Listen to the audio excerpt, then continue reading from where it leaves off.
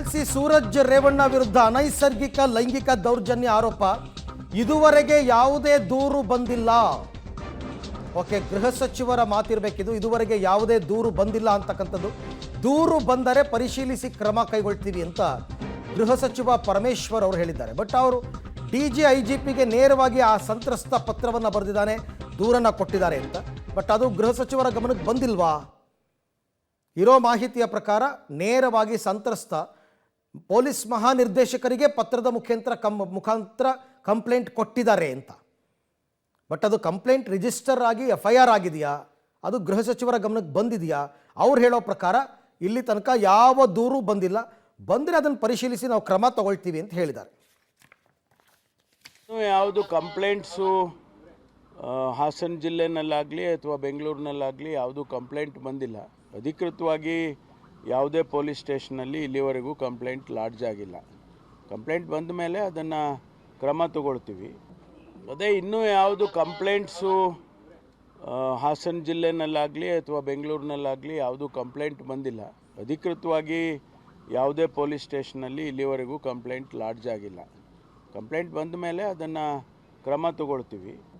ಅದೇ ಇನ್ನೂ ಯಾವುದು ಕಂಪ್ಲೇಂಟ್ಸು ಹಾಸನ ಜಿಲ್ಲೆನಲ್ಲಾಗಲಿ ಅಥವಾ ಬೆಂಗಳೂರಿನಲ್ಲಾಗಲಿ ಯಾವುದು ಕಂಪ್ಲೇಂಟ್ ಬಂದಿಲ್ಲ. ಅಧಿಕೃತವಾಗಿ ಯಾವುದೇ ಪೊಲೀಸ್ ಸ್ಟೇಷನಲ್ಲಿ ಇಲ್ಲಿವರೆಗೂ ಕಂಪ್ಲೇಂಟ್ ಲಾಡ್ಜ್ ಆಗಿಲ್ಲ. ಕಂಪ್ಲೇಂಟ್ ಬಂದ ಮೇಲೆ ಅದನ್ನು ಕ್ರಮ ತಗೊಳ್ತೀವಿ. ಅದೇ ಇನ್ನೂ ಯಾವುದು ಕಂಪ್ಲೇಂಟ್ಸು ಮಹಾನಿರ್ದೇಶಕರಿಗೆ ಅಥವಾ ಕಮಿಷನರ್ಗೆ ಈ ಥರ ನೇರವಾಗಿ ಪತ್ರಗಳು ಬಂದರೆ, ದೂರು ಬಂದರೆ ಅದಕ್ಕೆ ಸಂಬಂಧಪಟ್ಟ ಪೊಲೀಸ್ ಸ್ಟೇಷನ್ಗೆ ಫಾರ್ವರ್ಡ್ ಮಾಡ್ತಾರೆ ಅವರು.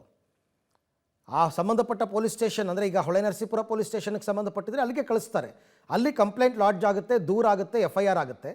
ಬಟ್ ಆ ಥರದ್ದು ಏನೂ ಆಗಿಲ್ಲ ಅಂತ ಗೃಹ ಸಚಿವರು ಹೇಳ್ತಾ ಇದ್ದಾರೆ. ಈ ಬಗ್ಗೆ ಮತ್ತಷ್ಟು ಮಾಹಿತಿ ನನ್ನ ಕೊಲೀಗ್ ರವೀಶ್ ಅವರಿಂದ ಪಡ್ಕೊಳ್ಳೋಣ. ರವೀಶ್, ಸಾಮಾನ್ಯವಾಗಿ ಪೊಲೀಸ್ ಮಹಾನಿರ್ದೇಶಕರಿಗೆ ಈ ಥರ ಏನಾದ್ರು ಕಂಪ್ಲೇಂಟ್ ಬಂದರೆ ಸಂಬಂಧಪಟ್ಟ ಪೊಲೀಸ್ ಸ್ಟೇಷನ್ಗೆ ಅವರು ಅದನ್ನು ಫಾರ್ವರ್ಡ್ ಮಾಡ್ತಾರೆ, ಅಲ್ಲಿ FIR ಆಗುತ್ತೆ.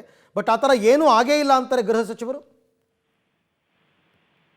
ಅರವಿಂದ್, ಪ್ರಮುಖವಾಗಿ ಯಾವುದೇ ಪತ್ರ ಬರೆದಿರ್ತಕ್ಕಂಥ ವಿಚಾರವಾಗಿ ನನಗೂ ಪತ್ರ ಬರೆದಿಲ್ಲ ಮತ್ತೆ ಯಾರಿಗೂ ಕೂಡ ಪತ್ರ ಬರೆದಿಲ್ಲ ಅನ್ನೋದನ್ನ ಕೂಡ ಸ್ಪಷ್ಟಪಡಿಸಿದ್ದಾರೆ. ಅಂದ್ರೆ ದೂರನ್ನ ಕೊಟ್ಟಿಲ್ಲ ಅನ್ನೋದು ಕೂಡ ಪರಮೇಶ್ವರ್ ಅವರ ಹೇಳಿಕೆಯಿಂದ ಸ್ಪಷ್ಟವಾಗುತ್ತೆ. ಹಾಗಾಗಿ ಕೇವಲ ಪತ್ರ ಬರೆದ ತಕ್ಷಣ ನಾವು ಪತ್ರ ಬರೆದಿದೀವಿ ಅಂತ ಹೇಳಿದ ತಕ್ಷಣ ಅದು ಕಾನೂನು ಪ್ರಕಾರ ಕ್ರಮ ಜರುಗಿಸೋಕೆ ಆಗೋದಿಲ್ಲ.